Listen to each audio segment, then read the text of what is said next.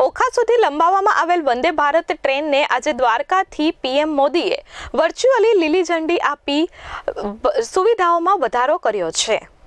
Vande Bharat train જે સૌરાષ્ટ્રની સૌથી પહેલી ટ્રેન જામનગર અમદાવાદ પછી શરૂ થઈ હતી, તેની શુભ શરૂઆત કરેલી એ જ ટ્રેનને સૌની માંગણી અને લાગણીને વાચા આપી છેવાડાના વિસ્તારને પણ વંદે ભારત એના માધ્યમથી સમગ્ર રાષ્ટ્ર સાથે જોડવા માટે આજે ફરીથી પ્રધાનમંત્રીની ઉપસ્થિતિમાં દ્વારકામાં આ ટ્રેનને લીલી ઝંડી આપવામાં આવી છે।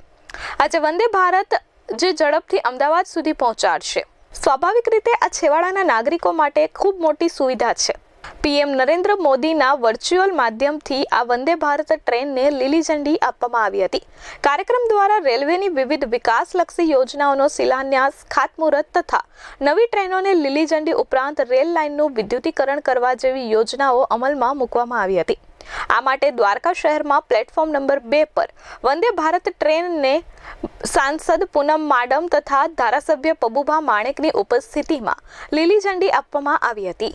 Dharmendra Upadhyay, S24 news, Dwarka.